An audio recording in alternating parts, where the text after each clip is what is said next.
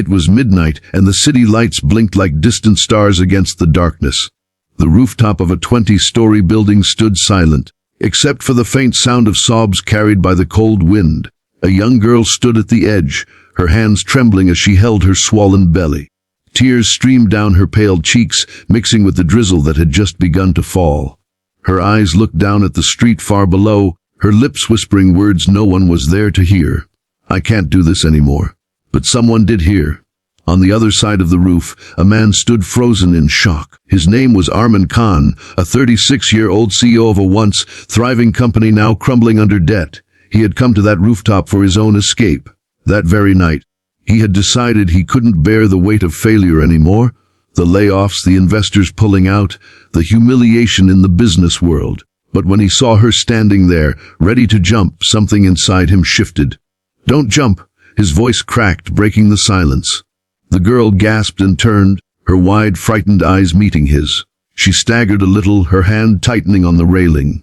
"Stay back!" she shouted, her voice desperate. Arman raised his hand slowly, as though he was trying to calm a wounded animal. I was about to do the same thing," he admitted, his voice heavy with pain. "But if you fall, 2 lives fall. That child doesn't deserve this." Her sobs grew louder, her body shaking. "You don't understand, I'm alone. No one wants me. My family threw me out, the father of this baby disappeared. I have no home, no money, nothing." Arman's chest tightened. He understood the weight of nothing more than anyone at that moment. He took careful steps toward her, his eyes never leaving hers. "I do understand.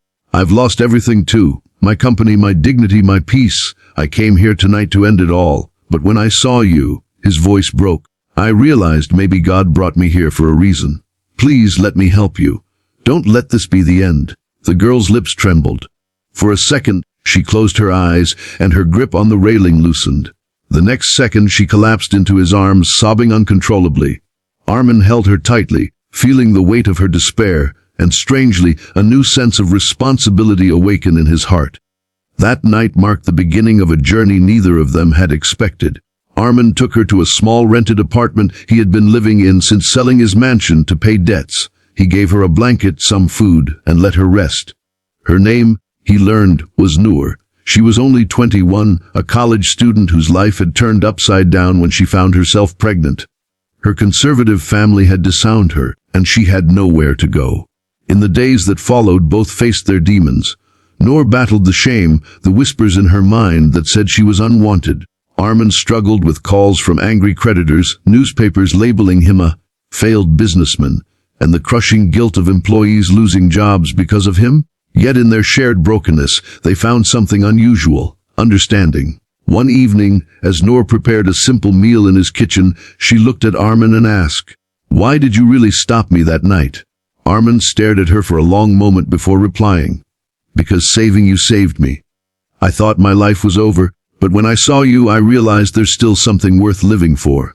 Not just for me, but maybe to help someone else stand again." Her eyes softened with tears, and for the first time in months, she smiled faintly. But challenges didn't leave them. The landlord demanded rent Arman could barely pay. Noor needed prenatal care, and the hospitals weren't cheap.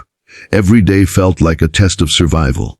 There were nights they went hungry so she could afford her doctor's visits. Arman started doing small consultancy jobs, selling old belongings, and even driving cabs at night to earn extra money. The real blow came when Arman's last investor sued him, accusing him of fraud. It could have destroyed him completely.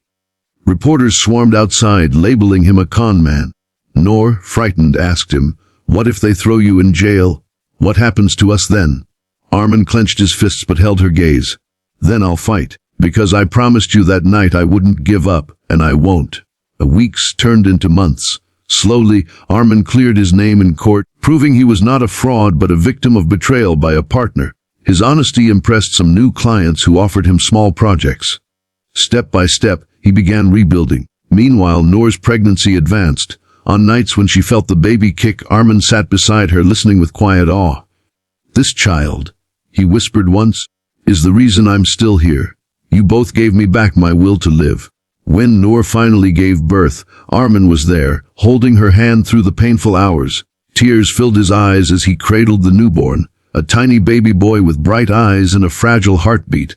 Noor looked at him, exhausted but glowing, and whispered, "I thought I had no one, but I was wrong." That day, Armin made a promise, not just to Noor but to himself. "I couldn't save my company back then, but I will save this little family. You'll never be alone again." Together, they built a new chapter. Armin slowly revived his career, but this time with honesty and compassion as his foundation. Noor, with his encouragement, went back to her studies, determined to give her child a brighter future. They faced judgments from society, whispers about their unusual bond, but they stood stronger side by side. Years later, Armin's company rose again, this time more successful than before. But when asked in interviews about his turning point, he never spoke of business strategies. He only said, "The night I saved someone from falling, I saved myself too." Success means nothing if you can't save a life, sometimes even your own. Noor raised her son with resilience and love, and he grew up knowing that two broken souls had chosen life over despair, and that choice had given him a world to live in. The story of Armin and Noor is not about money, or fame, or failure. It is about finding light in the darkest moments, about holding on when life pushes you to the edge, and about the power of kindness to change everything. So, dear viewers, if you are watching this right now, remember this: no matter how heavy life feels, no matter how hopeless, there is always a reason to hold on. Sometimes, that reason is closer than you think. And if this story touched your heart, I want to hear from you. Share your thoughts in the comments. What would you have done if you were in Noor's place or Armin's? Your voice matters. Don't forget to subscribe to my channel Be Kind Always for more inspiring and emotional stories that remind us of the strength we all carry inside. And remember, no matter what you face in life, always be kind.